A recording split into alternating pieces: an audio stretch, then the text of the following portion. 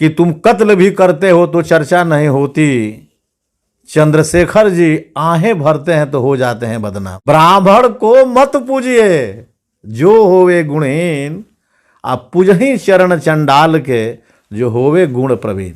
सबके लिए द्वार खोला संत रविदास जी ने, और उसका काउंटर तुलसी बाबा क्या करते हैं कि पूजही न शूद्र गुण प्रवीणा, आप पूजही विप्र गुण भी नहीं ना।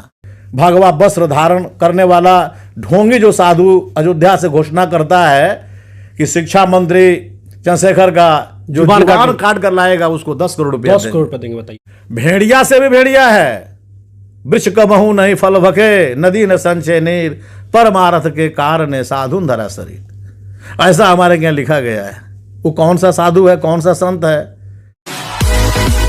नमस्कार, मैं सुनील, आप देख रहे हैं VR दस्तक। मैं सिवान में हूं और मेरे साथ सिवान के बुद्धाचार्य एडवोकेट राजदेव बोस जी। बहुत बहुत स्वागत है आपका। मैं नूतन वर्ष 2023 में VR दस्तक को मैं हार्दिक बधाई देता हूं कि दिन दूनी रात चौगुनी यह चैनल आगे बढ़ता रहे और गरीबों की आवाज़ बने। सर, सवाल रहेगा कि बिहार के जो शिक्षा मंत्री हैं चंद्रशेखर जी, उन्होंने एक जो रामचरितमानस में जो दोहा है, उस दोहा को उन्होंने कहा है कि जो रामचरितमानस में जो दोहा लिखा गया है वो दलित पिछड़े के मतलब उनके खिलाफ है, उनका बुराई है। जो इस देश के जो मनवादी मीडिया हैं, ब्राह्मण जो लिबरल जो ब्राह्मण हैं, एकत्रित हो गए हैं और बोल रहे हैं कि ये धर्म का अपमान है। मेरा भावना आहत हो रहा है सर। सबसे पहले मैं बिहार के माननीय शिक्षा मंत्री प्रोफेसर चंद्रशेखर जी को पूरे बुद्धिस्ट सोसाइटी ऑफ इंडिया की तरफ से, जी सर, दलित समाज की तरफ से उनके बहादुरी के लिए मैं हार्दिक बधाई देता हूं। और उन्होंने जो बात रामचरितमानस के उत्तराकांड और सुंदरकांड का जिक्र किया है, वो कई सौ वर्षों से लिखी हुई दस्तावेज है।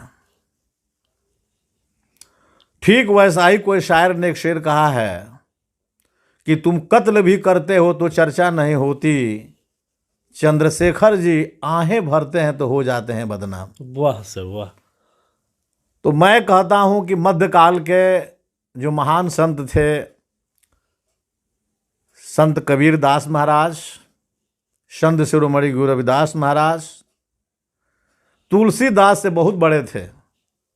सभी लोग समकालीन थे, लेकिन उम्र में और कार्यावधि में वो लोग श्रेष्ठ हैं तुलसीदास से। रामचरितमानस की रचना के पहले इन लोगों के वाणी समाज में गूंज रही थी।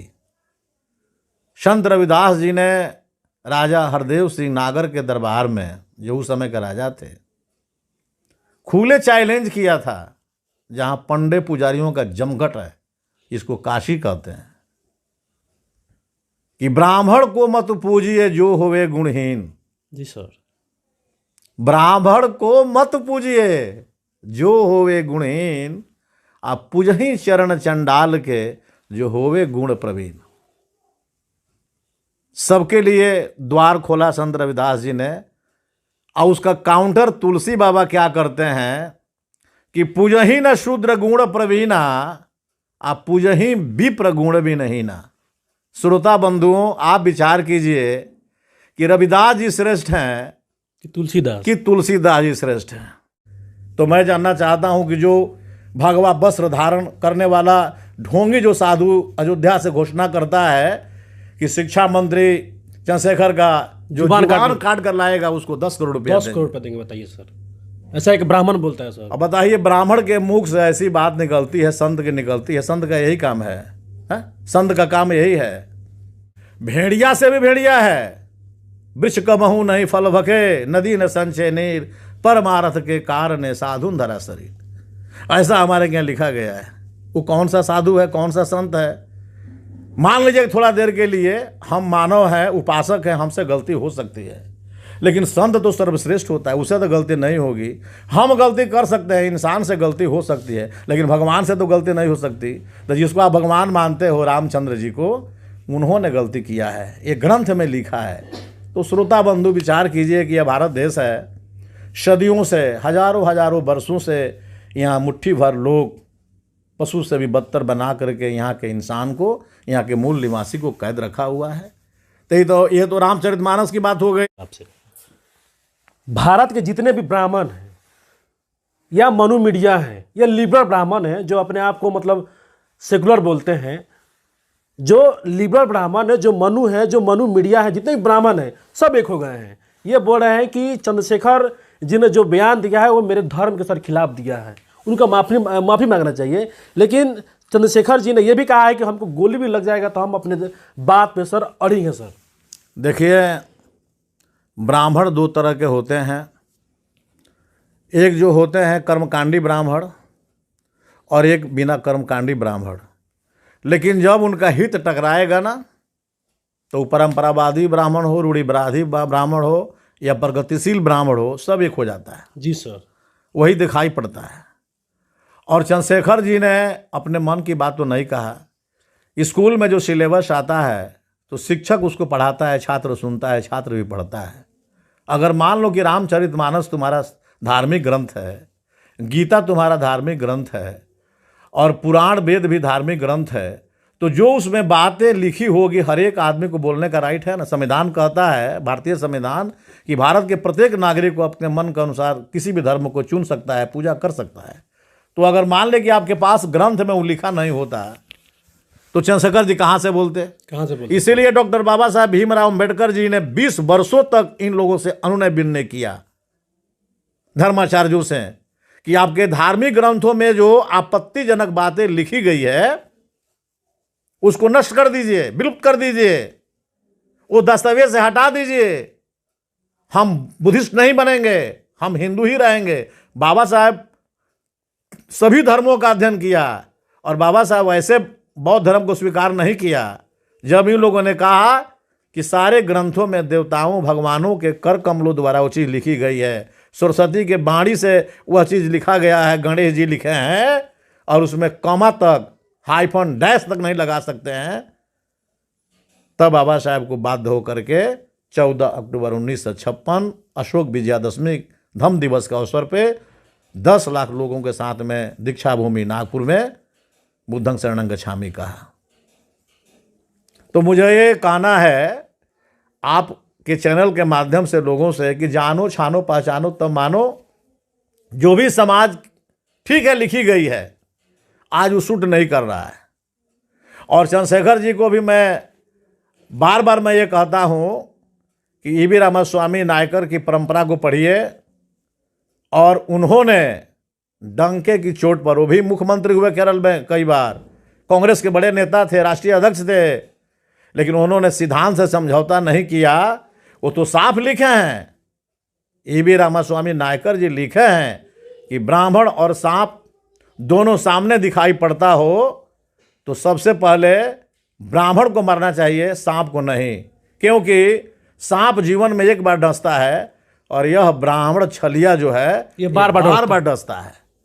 तो ईवी रामास्वामी नायकर की परंपरा, संत रविदास जी की परंपरा, गुरु नानक देव महाराज की परंपरा, गुरु गोविंद सिंह की परंपरा, गुरु गोविंद सिंह के 2 बेटे को दीवाल में जुड़वा दिया ये ब्राह्मणों ने, और शिवाजी के कहाँ से कहाँ पहुँचा दिया। शिवाजी का राज तिलक भी जो है सो नहीं होने दिया महाराष्ट्र में। तो गाग भट्ट ब्राह्मण जाता है बनारस से, बाएं पैर का अंगूठा से राज तिलक कराता है हुआ।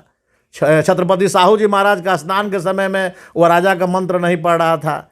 कई घटनाएं हैं। बाबा साहब अम्बेडकर जब आते हैं, शाहजी गायकवाड़ के आपका डिफेंस में आते हैं, वहाँ मिलिट्री के क्या बड़े पदाधिकारी बनते हैं, तो चपरासी दूर से फाइल फेंकता है, टच नहीं करता है, घड़ा से पानी नहीं भरने दिया। उस समय की बात छोड़िए, वर्तमान में देख लीजिए कि घड़ा से पानी पीने के बाद इंद्र कुमार का क्या हाल हुआ। उसकी आंखें फोड़ दी गई, जान ले ली गई। घोड़ी पर चढ़ने पर जो है सो दूल्हा को मारा जाता है, हत्या की जाती है। मूछ रखने पर जो है सो उसके मूछें काट ली जाती है।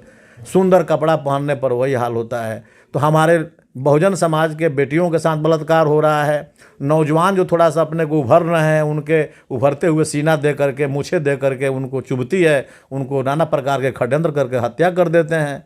अगर कोई मन के अनुसार कोई लड़की सवर्ण क्लास की और शेड्यूल कास्ट के लड़का अगर शादी कर लेता है तो ऑनर किलिंग के माध्यम से उसकी हत्या कर दी जाती है। नाना प्रकार पेपर मीडिया में सब आ रहा है। लेकिन मैं यही बहुजन समाज को कहता हूँ कि बाबा साहब और चंद्रशेखर जी शिक्षा मंत्री है, हमें अब वेद नहीं पढ़ना है, रामचरितमानस का उदाहरण नहीं देना है मंत्री जी, रामायण का उदाहरण नहीं देना है, उपनिषद का उदाहरण नहीं देना है। अगर आपको उदाहरण अगर देना है तो भारतीय संविधान के जो आर्टिकल्स है उसका उदाहरण देकर समझाइए कि हम कैसे आकाश को छुएंगे, कैसे गगन को छुएंगे। आज की आवश्यकता हमारे पीढ़ी को यह है। अगर मान लीजिए कि हमारे संविधान वेताओं ने, विद्वानों ने, देश के राजनीतिज्ञों ने बहुत मंथन किया, अगर धार्मिक ग्रंथ ही बढ़िया होता तो उसी को राष्ट्रीय ग्रंथ बना करके और उसी के अनुसार देश चलता। लेकिन सभी हमारे, चाहे राजगोपालाचारी हो, जवाहरलाल नेहरू हो, राजेंद्र बाबू हो, मौलाना मुजफ्फर हक, सभी लोगों ने अध्ययन किया कि गीता से देश नहीं चलेगा, वेद से नहीं चलेगा, रामायण से नहीं चलेगा, रामचरितमानस से नहीं चलेगा, उपनिषद से नहीं चलेगा, पुराण से नहीं चलेगा।